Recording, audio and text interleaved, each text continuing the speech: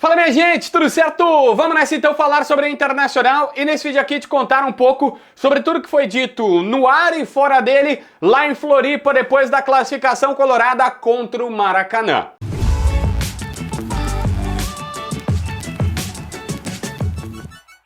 Bom, a primeira questão, vamos lá, é o Alan Patrick. O Alan Patrick é o mais engraçado, pelo menos. Porque na saída de campo ele fala para as rádios que ele tinha treinado o pênalti que bateu no dia anterior, que esse pênalti parece uma cavadinha, mas não foi. Ele tentou, segundo ele, bater no meio, no alto, mas que acabou não conseguindo bater tão bem, o goleiro foi feliz, pegou a bola.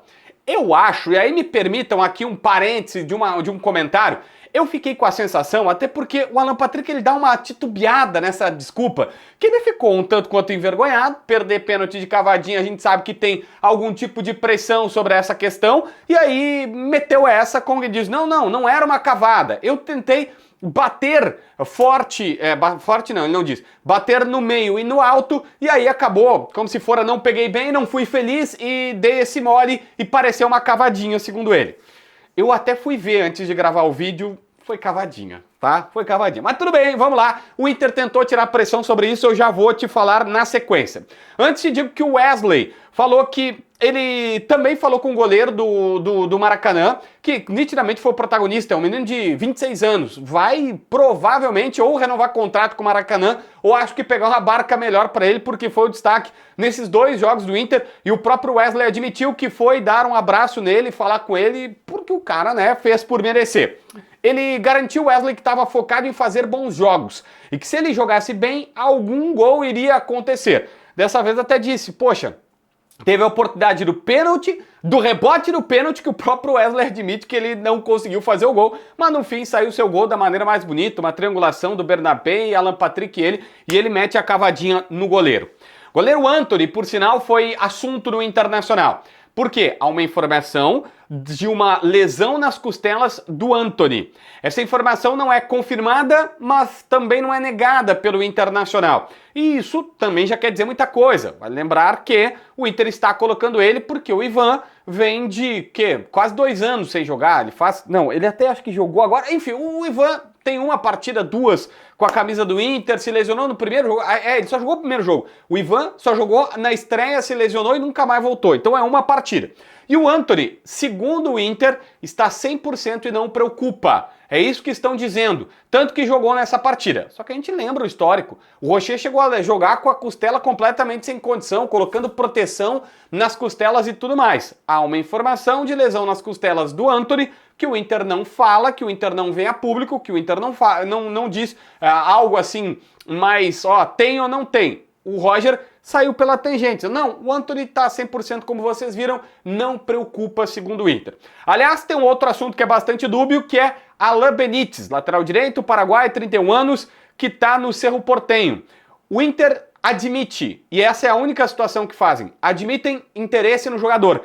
E dizem, olha, esse é o cara que a gente acha que pode ser um lateral direito que vai colaborar. Tem muita força, vitalidade, tem possibilidade de agregar ali para a composição de grupo. Porque ele é bom, bonito, barato, vem assinando pré-contrato, chega agora no meio do ano, não precisa pagar mais nada além do salário. E se for o caso, bom, do final do ano em diante o Bruno Gomes volta. E aí tem Bruno Gomes, Aguirre e ele. Então estaria bem. Só que o problema...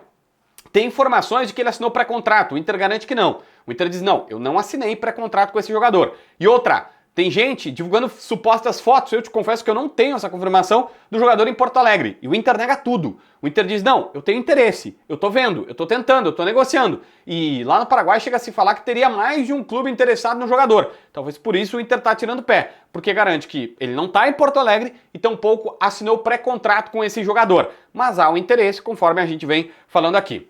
Um ponto importante, aí contado pelo Roger, que foi um dos que falou aí na entrevista coletiva, ele garantiu que no intervalo não deu dura nos jogadores, ele deu orientações, e é assim que se trabalha. Porque ficou nítido, o Inter joga abaixo no primeiro tempo, volta mais acordado no segundo. E aí se perguntou, Roger, deu alguma dura, né? Chamou a atenção dos jogadores? Não, eu fiz o que eu acho que eu tenho que fazer, dar orientações para como que o Inter tem que jogar a partir desse segundo tempo.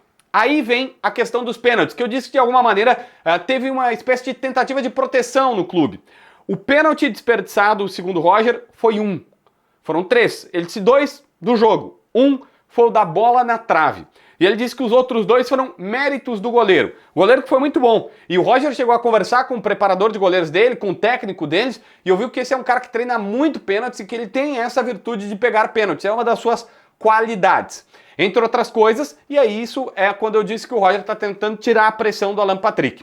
Entre outras coisas, diz que existe uma ordem de batedores de pênaltis que ele dá na palestra, mas que dentro dessa ordem os jogadores podem conversar dentro de campo, fazer a gestão. Olha, é Alan Patrick, Wesley e Valência, vamos colocar aqui. Bom, desses 3 ali, se o Valência disser que tá melhor, quer bater, ou se o Wesley diz, cara, eu preciso bater para tirar essa pressão, isso é absolutamente do jogo. Sobre o Wesley, uma das falas do Roger na rodinha foi isso, que o Wesley vinha jogando bem, mas que ele sabia que ele estava pressionado por não marcar gols e que estava torcendo justamente para esse gol sair, para que as coisas acontecessem e tudo mais.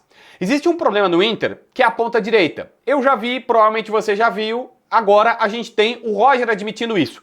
A pergunta do repórter foi mais complexa, dizendo que o Inter não tem um box-to-box, o Roger acha que tem, que seria o Bruno Henrique ou o Thiago Maia, tem um ponto aí, mas que principalmente naquele lado direito, o Inter jogou muito pela esquerda, não joga no lado direito, e o Roger admitiu, ele falou, não, é verdade, ninguém ainda, desde que chegou, ninguém agarrou a ponta direita. Primeiro foi Tabata, depois foi Gabriel Carvalho, o Vitinho. Quando o Carboneiro joga na esquerda, o Wesley vai para ali, mas não tem um titularíssimo naquela situação. Se tu vai dizer quem é o titular da ponta esquerda, é o Wesley. Quem é o primeiro volante? É o Fernando. Quem é o zagueiro? É pela direita? É o Vitão. Quem é o lateral esquerdo? É o Bernabé. O goleiro? O Antony. Tá? Se for o Roger, mas tu tem posições cravadas. Na lateral direita tu não tem. Mesmo quando foi Borré e depois Valência, se sabia, não, agora o Valência é o titular, ou agora o Borré é o titular. Só que tu não tem na ponta direita. Ponta direita. E aí isso foi falado também. E aqui uma confissão muito, muito importante. A classificação foi importante, mas o Inter precisa evoluir também. A partir de agora, a qualidade dos adversários vai ser elevada. Tá, pode pegar o Retrô, mas tudo bem, não é a tendência, né? Na teoria tem mais times fortes do que fracos a partir de agora das oitavas. E o Inter precisa resgatar o que já fizeram nesta temporada. Precisa subir de nível, precisa subir de patamar. Isso está sendo admitido. Não é o JB que está cobrando, não é a imprensa, não é... É o próprio Inter através das palavras do seu treinador, dizendo, olha, a classificação foi importante, mas precisa se subir de degrau, subir de nível, e é isso que vão atrás a partir de agora. E aí, fiz mais ou menos um resumo de tudo que foi falado no ar, fora do ar, no bastidor colorado, depois da classificação dos 3-0 contra a equipe do Maracanã, primeiro tempo mais abaixo, enfim, o Inter agora só volta a jogar na Copa do Brasil depois da parada. Tem quarta-feira contra... É quarta? No meio de semana que vem, contra o Bahia, e aí encerra a participação na primeira fase da Libertadores, vai pro seu tudo ou nada, depois só na final da parada, depois da parada. E o mesmo vale agora para essa situação de Copa do Brasil. Vai ter só o brasileiro para dar uma recuperadinha e tentar estar numa posição um pouquinho melhor, né? Se inscreve no canal, assina a notificação, deixa teu like, comenta aqui embaixo para ver mais vídeos.